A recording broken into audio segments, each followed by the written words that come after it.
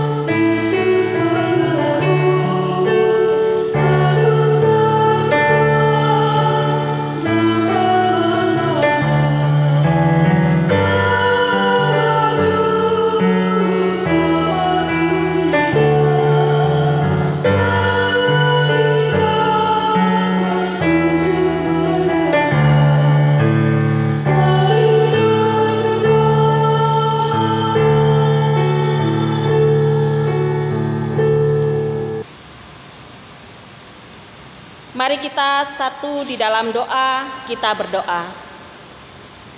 Allah Bapa yang Maha Baik, kami senantiasa mengucap syukur Tuhan untuk kasih penyertaan-Mu di dalam kehidupan kami hingga saat ini, di mana Bapa masih memberkati kami dan masih memberi kami nafas kehidupan, sehingga kami dapat bersama-sama beribadah di dalam kehidupan rumah tangga kami masing-masing. Ya Bapa, sebentar kami akan membaca dan merenungkan firman-Mu Tuhan. Berkatilah kami, secara khusus Bapak Pendeta yang akan memberitakan firman-Mu, agar kami dapat memberlakukannya di dalam kehidupan kami hari lepas hari. Di dalam Yesus Kristus Tuhan kami, amin. Jemaat dipersilahkan duduk kembali. Kita menyanyi Kidung Jemaat 29. Bait 1 dan 3, di muka Tuhan Yesus.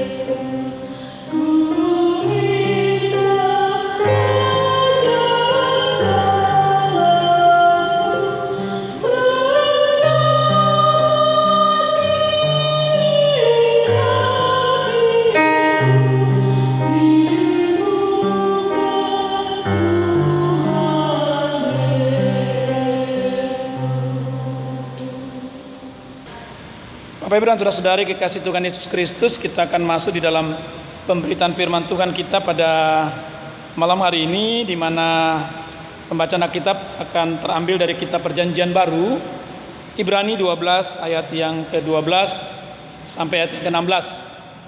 Sebelumnya mari kita mohon pimpinan dan penyertaan Tuhan dalam kuasa Roh Kudus. Kita berdoa. Kami kembali bersyukur ya Tuhan, karena Engkau ada, senantiasa menyatakan keberadaan dalam hidup kami, sehingga kami dapat diperkenankan memasuki persekutuan yang beribadah sebagaimana pada malam hari ini. Biarlah Engkau nyatakan kehendak-Mu lewat firman yang sebentar kami baca dan renungkan, yang mau mengajak kami untuk tetap tekun dalam beriman, sehingga kami tetap ada dalam kasih dan kuasa Tuhan yang senantiasa menyertai kehidupan kami. Dalam Yesus Kristus, firman hidup, kami berdoa dan bermohon. Amin. Umat Tuhan, mari kita berdiri untuk bersama-sama mengikuti pembacaan Alkitab dari kitab Ibrani 12 ayat 12 sampai ayat yang ke-16, yang berkata demikian. Sebab itu kuatkanlah tangan yang lemah dan lutut yang goyah, dan luruskanlah jalan bagi kakimu, sehingga yang pincang jangan terpelecok, tetapi menjadi sembuh.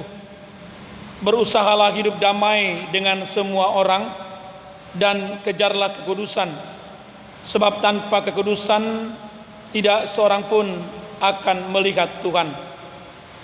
Jagalah supaya jangan ada seorang pun menjauhkan diri dari kasih karunia Allah, agar jangan tumbuh akar pahit yang menimbulkan kerusuhan dan yang mencemarkan banyak orang. Janganlah ada orang yang menjadi cabul atau yang mempunyai nafsu yang rendah seperti Esau, yang menjual hak kesulungannya untuk sepiring makanan. Demikianlah pembacaan firman Tuhan. Terpujilah Kristus. Haleluya. Haleluya. Haleluya. Haleluya.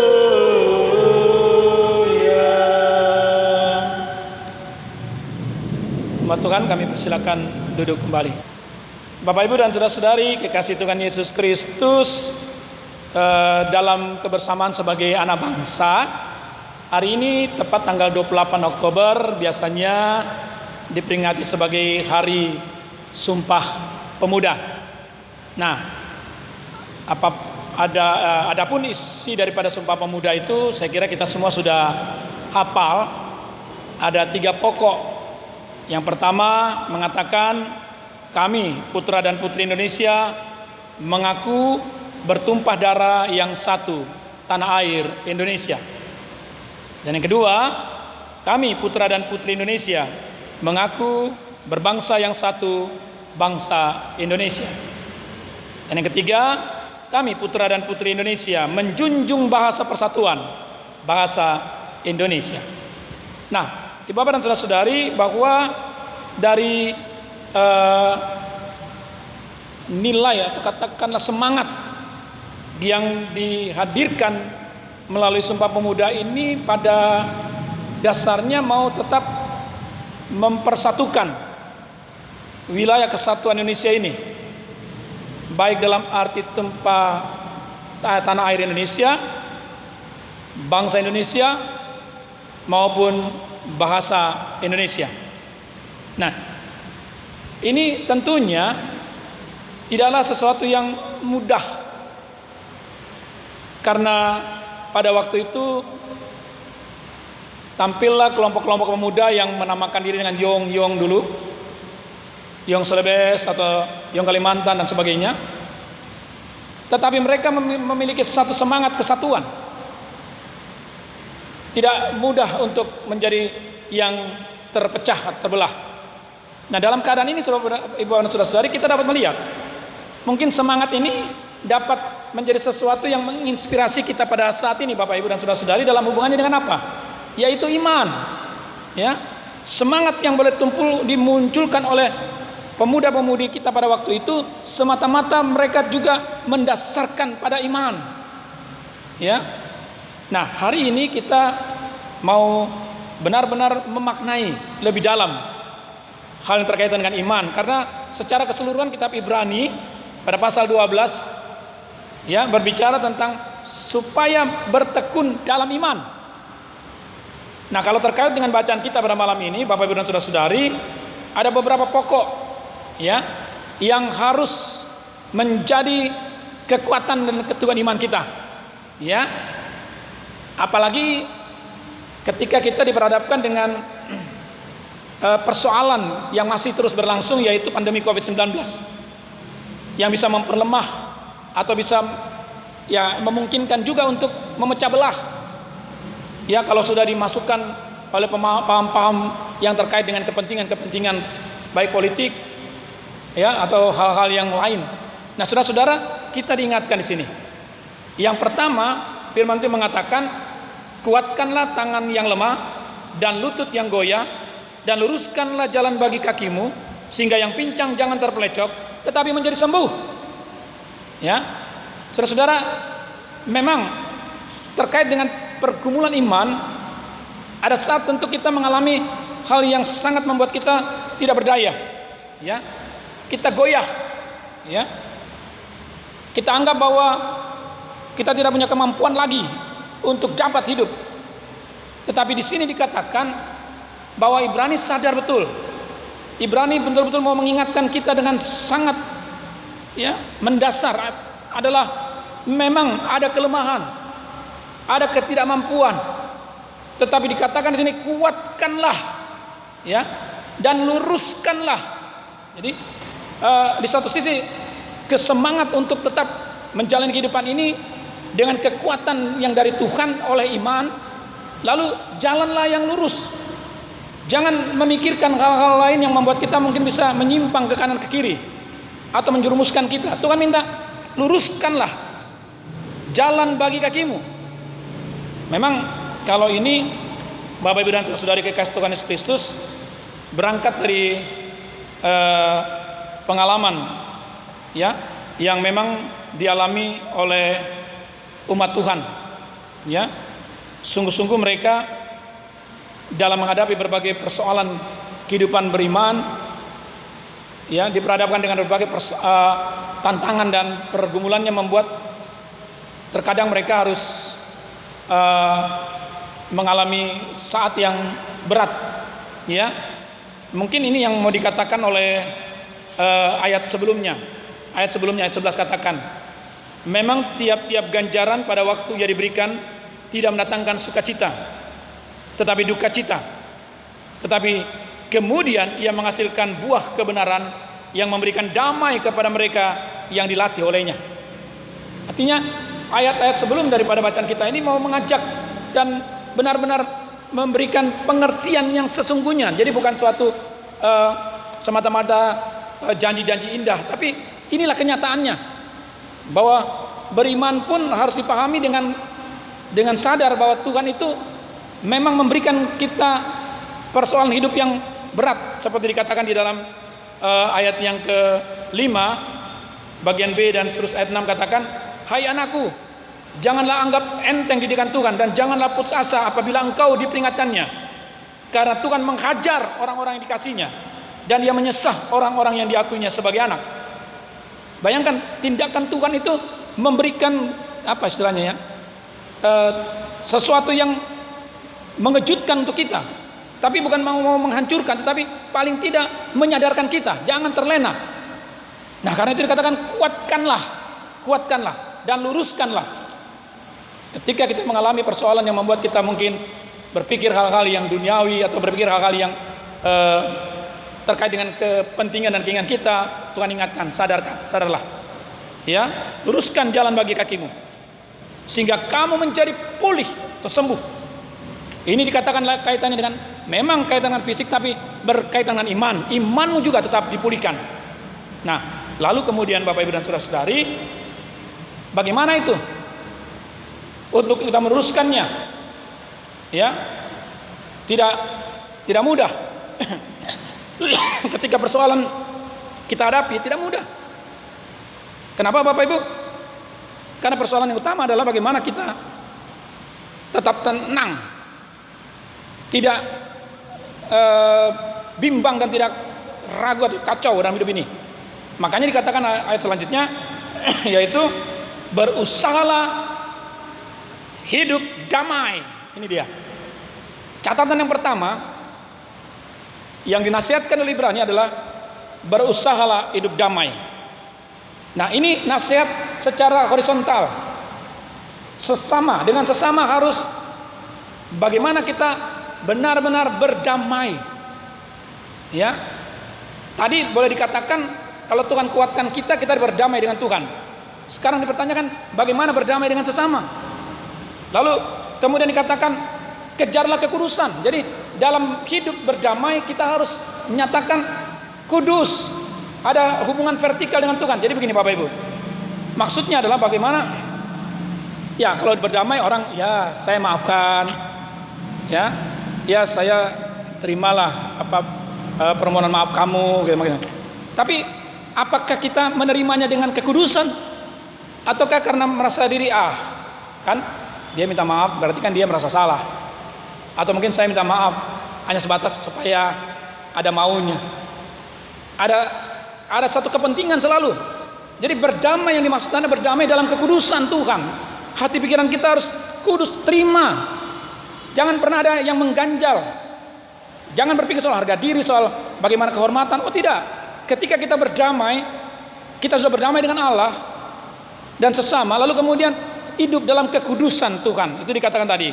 Ya, kejarlah kekudusan, sebab tanpa kekudusan tidak seorang pun akan melihat Tuhan. Menarik Bapak Ibu. Ya, jangan sampai kita akhirnya kehilangan. Kita memang sudah hidup baik, tapi kita tidak bertemu dengan Tuhan dalam sikap hidup kita itu, dalam tindakan kita. Kenapa? Karena masalahnya kita mencuri kemuliaan Tuhan dengan kita mau mendapatkan kehormatan, pengakuan atau kesombongan yang lain atau mungkin hal-hal lain secara manusiawi. Yang Tuhan inginkan agar dalam tindakan kita berjumpa dengan Tuhan. Pada saat kita mungkin berdamai dengan sesama, kita boleh melihat bahwa Tuhan ada bersama. Nah, saudara, hal yang selanjutnya yang perlu kita pahami adalah ketika firman Tuhan berbicara tentang bagaimana kita berada di dalam kasih karunia Allah. Nah, perhatikan baik-baik saudara-saudara kekasih Tuhan Yesus Kristus di sini. Sesungguhnya ketika kita menjadi kuat, ketika kita bisa berdamai dan benar-benar melakukan semua dalam kekudusan yang Allah kehendaki, maka yang perlu dipahami itu semua karena Tuhan yang menganugerahkannya, Tuhan yang memberikannya. Ya. Jadi kita bukan kudus hanya dalam pengakuan yang dimana kita dihormati atau dengan label-label kekudusan yang lain, tetapi semata-mata bukan karena kita, tetapi karena kasih karunia Allah, ya, yang betul-betul membuat kita dapat melakukan. Supaya Bapak Ibu dan saudara-saudari, ini kalimat yang sering kali perlu kita tahu ya Bapak Ibu ya, karena dikatakan agar jangan tumbuh akar pahit yang menimbulkan kerusuhan. Ya, Bapak Ibu dan saudara-saudari, ada banyak hal yang perlu kita lihat. Orang yang betul-betul boleh mengatakan bahwa dia beriman, sebenarnya harus memahami betul bagaimana hidup di dalam kasih karunia Allah. Kenapa?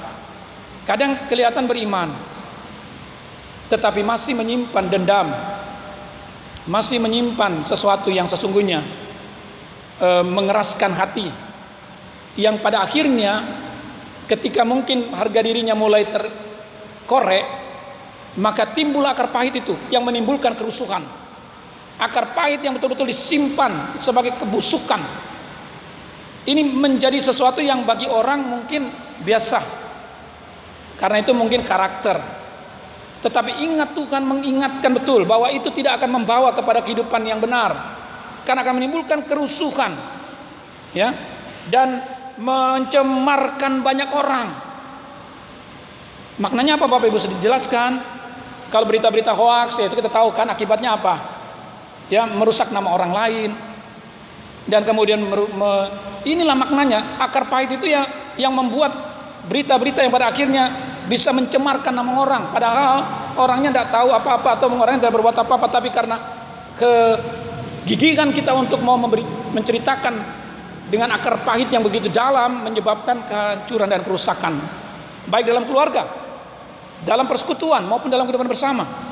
Diingatkan di situ, saudara-saudara, sehingga kita betul-betul ya diingatkan bahwa kasih karunia Allah itu memungkinkan kita boleh menikmati kehidupan ini, bukan karena apa yang kita boleh katakan, perbuat dengan kehebatan dan kemampuan kita atau dengan segala yang kita lakukan dalam hidup ini, tetapi yang benar adalah karena Tuhan yang menggerakkannya, menginginkan supaya kita tetap ada dalam kasih karunia Allah.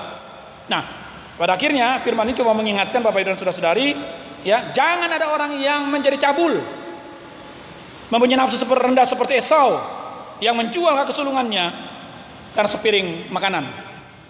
Bapak Ibu, pertanyaannya, apa hubungannya antara cabul ya dengan menjual hak kesulungan? Di dalam pengertian ini kita mau diingatkan begini, Bapak Ibu dan saudara-saudari, ya, bahwa yang Esau lakukan menjual hal yang paling penting dalam hidupnya. Nah, hal yang sangat berharga dalam hidupnya, dan itu tidak akan pernah lagi didapat. Kalau itu sudah dijual, maka dia tidak punya hak apapun tentang hak sulungan. Apa hubungan dengan cabul, Bapak Ibu? Jelas sudah ya. Yang berharga, yang paling penting dalam hidup ini kita jual, belikan, kita perdagangkan, atau katakanlah kita melakukan perselingkuhan yang sebenarnya merusak bagian yang paling penting dalam hidup ini, harga yang paling utama dari Tuhan. Percabulan adalah sesuatu yang pada akhirnya tidak akan membuat dia menjadi baik lagi. Dia merusak hidup. Nah, inilah yang mau diingatkan lewat firman Tuhan kita pada malam ini. Ya, jangan sampai kita gagal firman Tuhan. Sebagaimana saudara-saudara kita pemuda-pemudi dulu berjuang untuk bagaimana dalam sumpahnya mempersatukan Indonesia dengan kegigihan iman mereka pada waktu itu. Maka kita saat ini diingatkan bahwa kita punya satu tujuan, kesatuan iman. Dengan tidak mudah jatuh dalam kelemahan, kita dikuatkan terus melakukan kekudusan, karena bagaimanapun juga apa yang kita buat dalam kehendak Tuhan, kita pasti berada dalam kekudusannya. Lalu kemudian firman Tuhan juga mengingatkan pada bagian yang lain, supaya kita membuang segala sesuatu yang di mana kita mencemarkan. Banyak orang bahkan mencemarkan nama Tuhan. Yang Tuhan minta adalah bagaimana kita tidak menjauhkan diri dari kasih karunia Allah. Karena kasih karunia Allah itu tidak jauh juga, tidak di mana, dia ada dalam hidup kita. Ketika kita beriman, ketika kita mendengar firman Tuhan, kasih karunia Allah berlangsung. Kenapa kita katakan bahwa kita tidak memilikinya? Lalu pada akhirnya firman mengingatkan kita bahwa sesungguhnya jangan kita memiliki nafsu cabul. Maaf Bapak Ibu ya, memperdagangkan bagian yang paling penting dalam hidup ini, memperjualkan iman kita, ya, hanya karena soal cinta, soal harta dan segala macam. Kita menggadaikan yang paling berharga dalam hidup ini, yaitu iman dalam Yesus Kristus. Itu sesuatu yang sesungguhnya harus kita buang. Artinya tidak berada dalam percabulan, tetap teguh, kokoh, karena kita tidak akan pernah memperoleh lagi kalau pada saatnya kita sudah keluar dari kasih karunia Allah, maka kita kehilangan harga yang paling utama, dan kita memilikinya saat ini manakala kita tetap setia dalam Tuhan. Teruslah beriman, percayalah Tuhan senantiasa hadir bagi hidup ini, yang senantiasa mau mengatakan imanmu menyelamatkan engkau. Amin. Jemaat Tuhan, mari kita merespon pemberitaan firman Tuhan kita pada malam ini dari Kidung Jemaat 434 bait 3 dan bait yang keempat.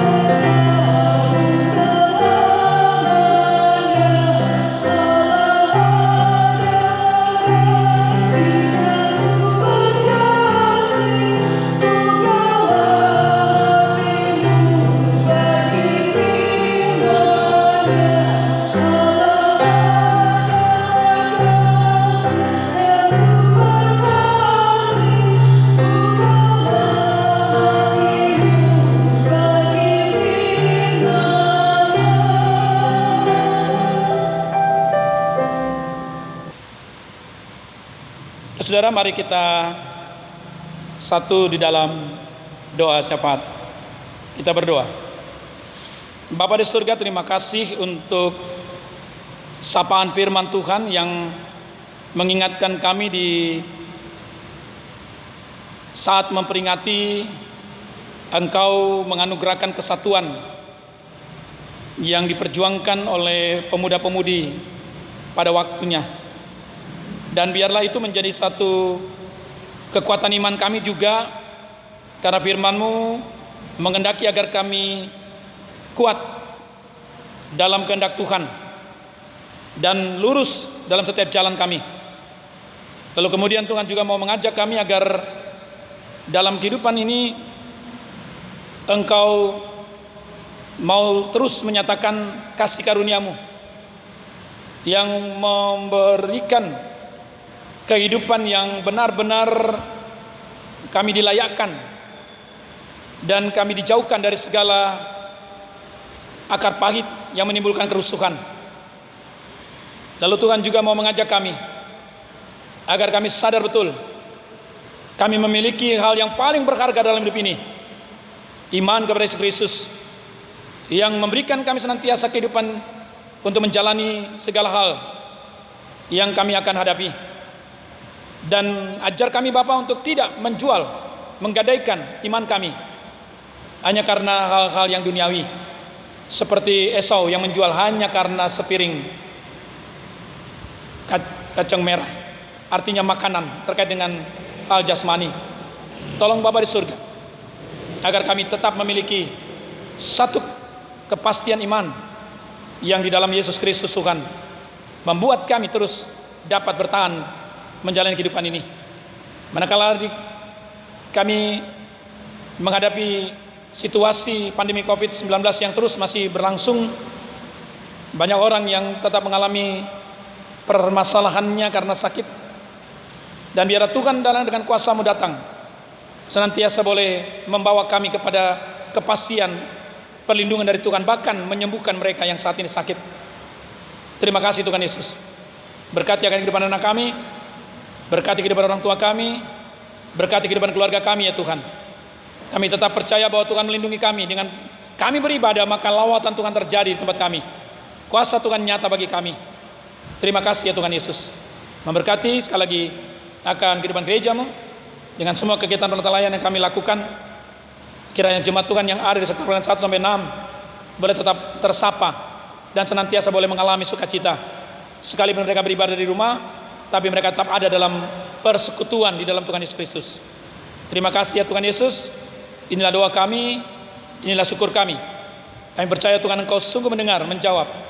Karena kami minta semua pinta doa ini berdasarkan satu nama, Yesus Kristus Tuhan, Juru Selamat, yang mengajar kami berdoa. Bapa kami di surga, dikuduskanlah nama-Mu, datanglah kerajaan-Mu, jadilah kehendak bumi seperti di surga. Berikanlah kami pada hari ini makanan kami secukupnya, dan ampunilah kesalahan kami, seperti kami juga mengampuni orang bersalah kepada kami. Dan janganlah kami dalam pencobaan, tetapi lepaskanlah kami daripada yang jahat.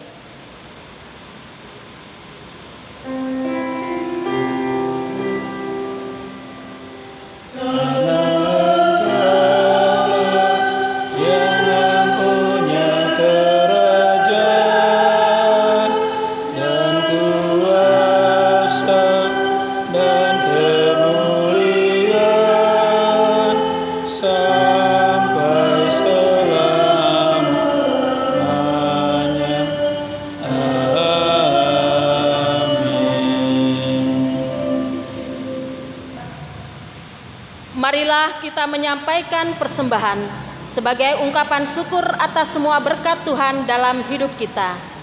Kita menyanyi Gita Bakti 81, bait 1 dan 3, Allah Sumber Kemurahan.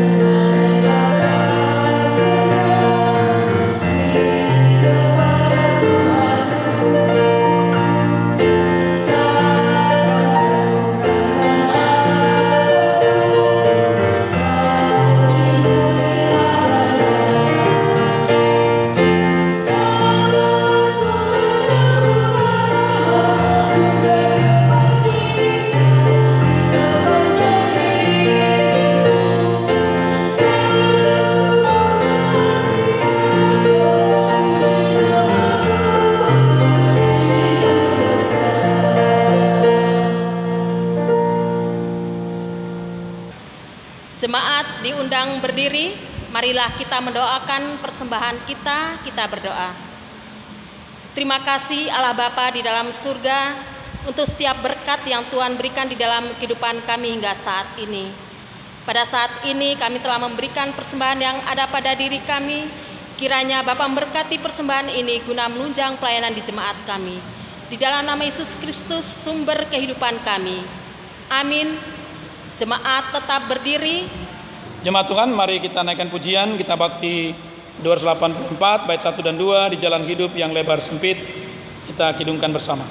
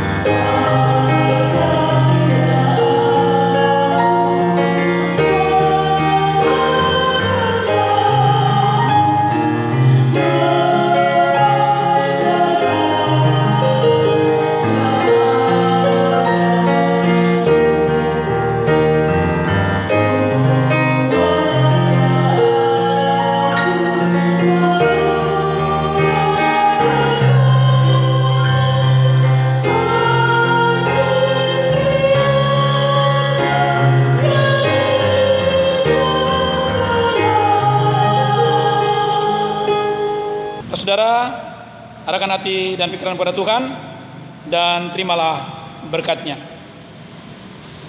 Kasih karunia dan damai sejahtera dari Allah Bapa kita dan dari Tuhan Yesus Kristus dalam persekutuan dengan Roh Kudus menyertai kehidupan kita semua dari sekarang ini dan sampai kekal selama-lamanya.